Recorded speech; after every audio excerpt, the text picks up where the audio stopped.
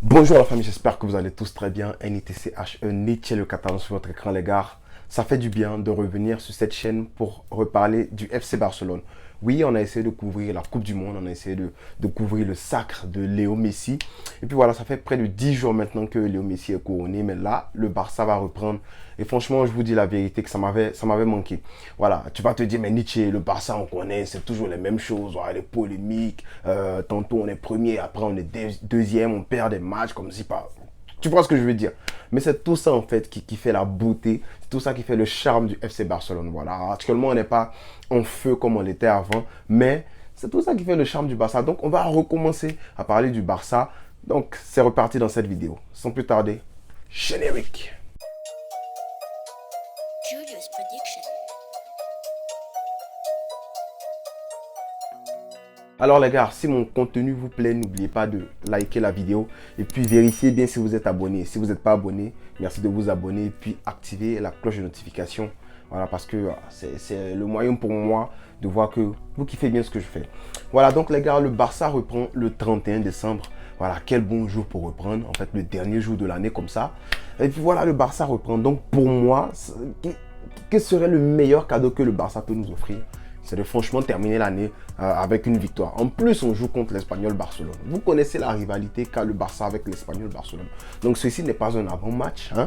Je vous dis direct, mais vous connaissez déjà la rivalité. Donc, normalement, ce match-là, il n'y a pas d'issue possible. On doit gagner. On doit gagner. Surtout que j'ai check le tableau et puis on est encore premier. Parce que pendant qu'on était à la Coupe du Monde, moi je partais guetter de temps en temps le tableau pour regarder si le Barça était toujours premier. Parce qu'avec les gars du Real, on ne sait jamais. On est en train de jouer, on est focalisé sur la Coupe du Monde là-bas, on revient pas, ils ont inversé les places façon où les Madrilènes on vous connaît. Donc moi je checkais de temps en temps pour m'assurer que vraiment j'étais pas en train de rêver. Et puis voilà, le Barça toujours premier. Voilà, beau cadeau de Noël qu'on peut avoir. D'ailleurs, même parlant de Noël, j'espère que vous avez fait, pour ceux qui ont fêté, hein, pour ceux qui fêtent, j'espère que vous avez eu un très bon réveillon de Noël. Et puis voilà, joyeux Noël encore à vous. Si j'ai oublié de vous souhaiter joyeux Noël. Et puis, restez sages, c'est la fin d'année les gars, restez sages. Voilà, donc le Barça, toujours premier. On a un match le 31 décembre, mais c'est très important. On est encore en course pour plusieurs titres. Voilà, il faut noter qu'on est encore en course pour plusieurs titres. La Liga, la Super Copa, la Copa del Rey et puis l'Europa League. Voilà, dommage, on s'est fait taper par le Bayern 3-0. Après, on est parti gagner Victoria, Plezen, des trucs comme ça. Bref, on est en Europa League et on va jouer contre Manchester United qui, eux, ont gagné leur match hier. Donc voilà, c'est très important de regarder les matchs de United qui, en fait, United et Rashford, tout ça, ils sont en train d'être en feu. Donc, je savais bien que la Coupe du Monde, là, ça allait peut-être faire du mal à une équipe qui est en bonne série comme nous. Et puis, ça allait faire du bien à certaines équipes qui n'allaient pas bien. Voilà, c'est un petit break dont tout le monde avait besoin. Le Barça nous-mêmes, hein. Je pense qu'on avait besoin d'un break aussi parce que les prestations commencent à être bizarres. Les choix de Xavi, douteux. Par-ci, par-là. Donc, tu comprends un peu ce que je veux dire. Donc, d'ailleurs, même le match dernier contre Osasuna, on a eu chaud. On a eu un carton rouge de Robert Lewandowski. 1-1. Il fallait, en fait, on était mené 1-0. Il fallait essayer de renverser la vapeur pour gagner le match. Je pense que c'est ça, si je me rappelle du scénario. Rafinha qui entre, Rafinha qui marque, qui est très décisif sur ce match-là, voilà, qui nous permet de finir cette première partie de saison-là en étant toujours premier. Donc il faut noter tout ça en fait, il faut noter un peu la vibe dans laquelle le Barça était. C'est vrai qu'on enchaînait des victoires dans la Liga, mais je pense qu'on avait besoin d'un léger break. Cette équipe avait besoin d'un petit break pour se ressourcer, parce qu'il faut voir aussi qu'on enchaînait vraiment les matchs. Chaque 3 jours on jouait, et là on n'est pas encore sorti de l'auberge, ça va continuer là. Dans ce Barça là les gars, il était important de noter la force de caractère qu'on a eu pour revenir contre Osasuna. Et je veux parler du côté positif actuellement parce que même Ousmane Dembélé aujourd'hui, les gars, il est revenu plus tôt. Voilà, il a écourté ses vacances de 2 jours. Donc ça montre à quel point le mec, il veut rebondir. On le sait, Ousmane Dembélé, il a fait une très mauvaise, comment tu peux dire ça, il a fait une très mauvaise Coupe du Monde. Bon, à l'image des joueurs du Barça, les joueurs du Barça, dans cette Coupe du Monde là, franchement, Rafinha, bof. Voilà, il a joué 5 matchs, il n'a pas staté, il n'a rien fait de la Coupe du Monde. Dembélé, bof. Koundé, bon, je ne le trouve pas fameux en latéral droit, on se dit la vérité. Koundé, c'est un défenseur central. Et si ça continue comme ça, on risque de le perdre. Donc, c'est une très bonne qualité en termes de défenseur central qu'on est en train de se priver. On est en train de se priver du rôle où Koundé est beaucoup plus important. On le met à droite et je pense que voilà, c'est en train de ternir un peu son image. Donc il faut sciencer, il faut commencer à voir. Ne jouons pas les Modia, mettons le gars à sa place en défenseur central. Même Piqué n'est plus là. Mettons-le en défenseur central, trouvons un latéral droit pour jouer le rôle de latéral droit. Parce qu'on est en train de perdre beaucoup de qualité lorsqu'on ne fait pas jouer Koundé un défenseur central. Voilà, donc à l'image des joueurs du Barça, franchement, j'ai pas vu une très belle Coupe du Monde. Et Dembélé, quoi, qui revient beaucoup plus tôt, un peu plus tôt, hein, 2 jours plus tôt, pour être prêt, je pense, pour continuer sur sa lancée dans la Liga. Voilà, il faut voir aussi que Lewandowski ne sera pas là. On a fait appel 2 fois. Hein. On a fait premier appel par rapport au carton rouge. Après, on a fait l'appel devant le tribunal arbitral, devant la TAS, je pense que c'est comme ça se dit. Mais toujours rien. Voilà, Lewandowski va rater 3 matchs et 3 matchs très importants. Il y aura l'Espagnol. Je pense qu'il y aura l'Atlético Madrid. Et puis l'autre match, c'est quoi? C'est Retafe, un truc comme ça.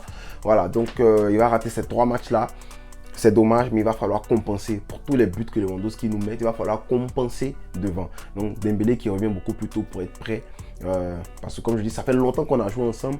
Et voilà, il faut que les gars, il faut que les automatismes reviennent. Donc Dembélé qui revient beaucoup plus tôt pour être prêt pour le derby espagnol, le derby catalan. Je pense que c'est une très bonne chose et c'est à saluer. Parlons de positivité, on va continuer dans le côté positif de la chose, les gars. Xavi qui va récupérer les blessés. C'est très important parce que si vous vous rappelez bien, comme je dis, on avait besoin d'air frais. Ça n'allait pas. On avait des blessés. Christensen, il faisait beaucoup de bien, hein, très solide derrière. Il s'est blessé, on a eu des problèmes. Araujo s'est blessé, on a eu des problèmes. Koundé qui était blessé aussi, Depay. On avait quand même beaucoup de blessés. Et puis voilà, ça n'allait pas. Surtout au poste de DC, défenseur central. C'est là qu'il y a eu carence. Pourtant, on s'était dit en début de saison, ouais, on a beaucoup de défenseurs centraux, tout est parfait et tout. Vous comprenez? Là, on aura le retour des blessés. J'ai hâte de voir comment Xavi va faire, comment Xavi va faire jouer les gars en fait. Est-ce qu'il va vouloir faire jouer Christensen avec Araujo? Est-ce que ça sera Araujo, Koundé? J'ai vraiment hâte de voir comment est-ce qu'on va entamer le début de la deuxième partie de la saison. Pour terminer la vidéo, les gars, j'ai 2 questions qui me fatiguent dans la tête là. La première question, c'est j'aimerais bien savoir ce que Xavi va faire en position de 9. Donc, si tu as peut-être une idée de ce que Xavi pourrait tester en position d'attaquant, les 3 prochains matchs que Lewandowski ne sera pas là dans la Liga, là, dis-moi ça en commentaire. Est-ce que tu vois Ferran Torres en 9? Ou bien est-ce que tu vois Ansu Fati en 9? Ou bien est-ce que tu vois Xavi jouer avec un faux 9? Dis-moi, parce qu'avec Xavi actuellement, ces temps-ci là, franchement, il fait des choix douteux. Et puis voilà, on aime Xavi, mais il faut se dire la vérité là. Donc en 9, qu'est-ce que tu vois? Ça, c'est ma première question. Ma deuxième question pour toi, frérot, ça serait en position de 6. Parce qu'on voit que Busquets, actuellement, c'est un peu bizarre son avenir. On ne sait pas. Busquets veut arrêter. Xavi veut prolonger Busquets. C'est là il dit Xavi, là, ses choix sont bizarres. Faut pas te jouer les mots, mon frère. Xavi veut prolonger Busquets. Même Busquets, s'il doit être prolongé, ça sera d'1 an. Oh, Busquets lui dit s'il doit prolonger, c'est que de 6 mois. C'est mélangé, les gars. Si ça ne va pas, laisser les gars partir. Mettez des Young en 6. Et puis, bon, en tout cas, je suis en train de répondre à la question moi-même. Bref, mais voici mon avis par rapport à cette affaire de 6 là. On met des Young en 6. On met 2 gars devant lui. Et puis, en attendant d'aller chercher les Zubimendi ou bien les I don't know what, on joue comme ça. Mais je ne sais pas. Les gars, je ne sais pas. Parce que là, je ne suis pas prêt à prolonger Busquets. Disons-nous la vérité, il faut tourner la page. Même Alba, tout cela, il faut tourner la page. Il faut aller chercher des jeunes gars qui sont prêts à jouer. Voilà. Donc, toi, réponds-moi en commentaire par rapport à la position de 9 d'attaquant de pointe. Qu'est-ce que tu penses que Xavi devrait faire pour les 3 prochains matchs où Lewandowski sera absent? Et aussi, par rapport à la position de 6, hein, à la pointe basse, Busquets. Comment on remplace Busquets? D'après toi, ça, c'est un truc qui revient la plupart du temps dans ce genre, dans nos vidéos. Mais voilà, tant qu'il est encore là, on va encore en parler. Donc, merci d'avoir suivi la vidéo, les gars. Si tu as aimé la vidéo, n'oublie pas de mettre le like et puis vérifie bien que tu es abonné. Voilà, parce que c'est reparti, frérot. On ne cessera jamais de le dire. Je suis très content de le dire, enfin. Hein? Visca El Barça.